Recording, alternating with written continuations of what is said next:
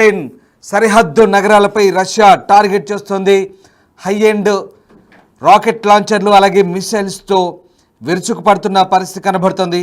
ఈ నేపథ్యంలో మరొకసారి ఉక్రెయిన్ రష్యన్ దాడులతో ఉద్రిక్త వాతావరణం నెలకొన్న పరిస్థితి కనబడుతోంది. సుమి చుట్టుపక్కల పొలాలు అలాగే గ్రామాలపై నిరంతరం షెల్లింగ్ కొనసాగుతున్నట్టుగా ఉక్రెయిన్ ఆ ప్రాంత వాసుల్ని అప్రమత్తంగా ఉండాలంటూ హెచ్చరిస్తున్న పరిస్థితి కనబడుతోంది. ఈశాన్య ఫ్రంట్ లైన్ వెంబడి రష్యన్ దళాలు ముందుకు సాగుతున్నట్టుగా తెలుస్తోంది. ఉక్రెయిన్కు కీలకమైనటువంటి సుమి నగరానికి ముప్పు పొంచి ఉందంటూ ఉక్రెయిన్ అధికారులు అక్కడి ప్రజలను హెచ్చరిస్తున్న పరిస్థితి కనబడుతోంది. ముఖ్యంగా రష్యాను ఆక్రమిత క్రిమియాతో కలిపే కీలక వంతెన్ను కైవ్ ఢీకొట్టిన తర్వాత ఈ నగరం ముప్పు పొంచి ఉన్నట్టుగా చెప్తున్నారు.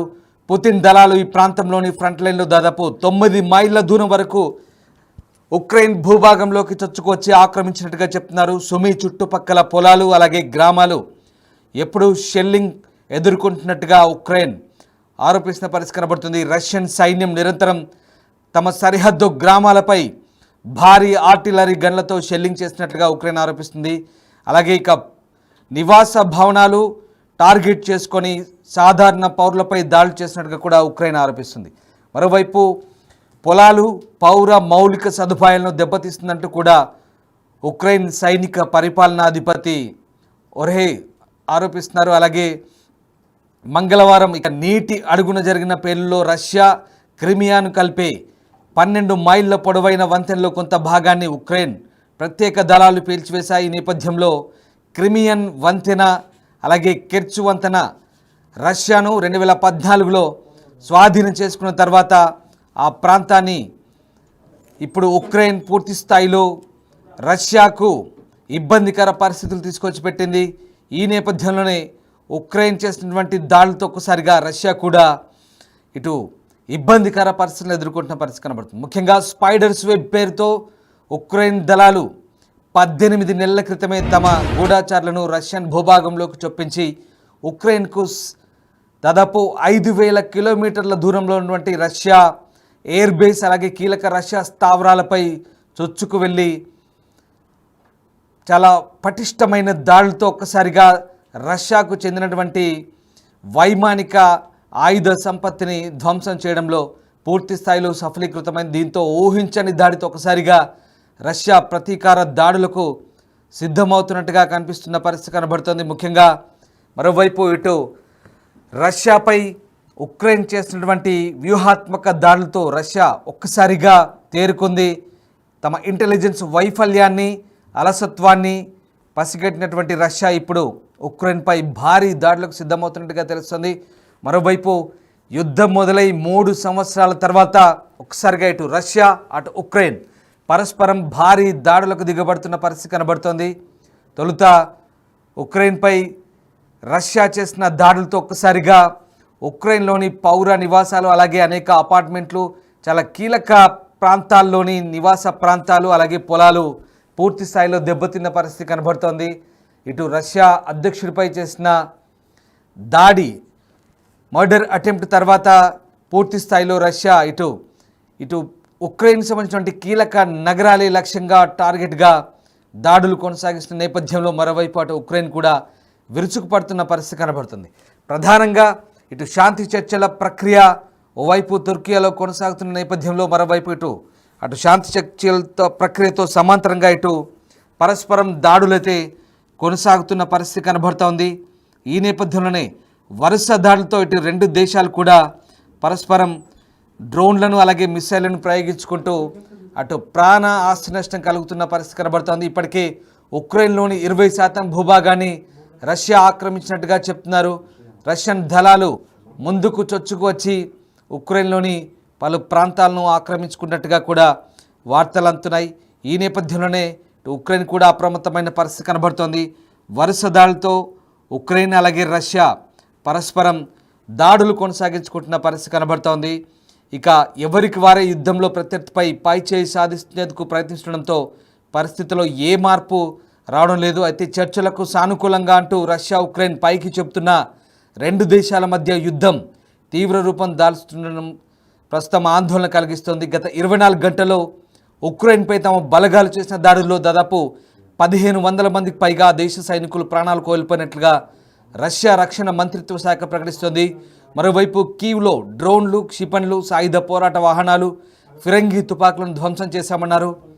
3 ఏళ్లుగా జరుగుతున్న యుద్ధంలో తమ సైన్యం దాదాపు 1 మిలియన్ రష్యన్ సైనికులు అంటే దాదాపు 10 లక్షల మంది రష్యన్ సైనికులు హతమార్చినట్టుగా ఉక్రెయిన్ సాయుధ దళాలు ప్రకటిస్తున్నాయి. యుద్ధంలో మొత్తం 10 లక్షల మంది వరకు రష్యన్ సైనికులు మరణించినట్టుగా చెప్తున్నారు. అందులో గత 24 గంటల్లోనే దాదాపు 1200 మంది రష్యన్ సైనికులను చంపినట్టుగా కూడా ఉక్రెయిన్ ప్రకటిస్తుంది. అయితే ఇంతకాలంగా యుద్ధంలో రష్యాదే పైచేయి కాగా ఇటీవల ఉక్రెయిన్ కూడా ఊహించని విధంగా రష్యాపై ప్రతిదాడులకు దిగుతోంది.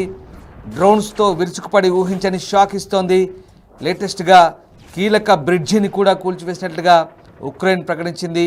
దాదాపు 1100 కిలోల పేలుడు పదార్థాలతో రష్యాలోని రోడ్లు, రైలు బ్రిడ్జిలను పేల్చివేసినట్టుగా చెప్తోంది.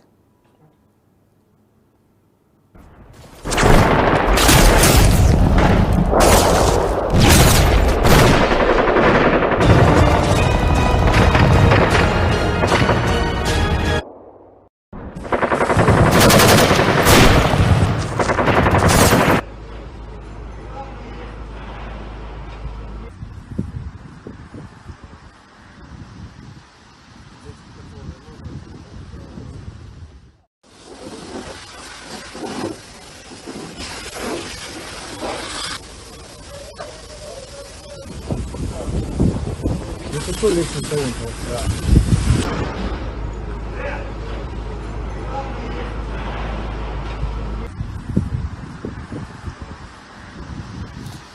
ఇన్నాళ్ల పాటు రష్యా దళాలు క్రిమియా బ్రిడ్జిని ఉపయోగించి ఉక్రెయిన్ భూభాగంలోకి వెళ్లి దాడులు చేస్తున్నాయి.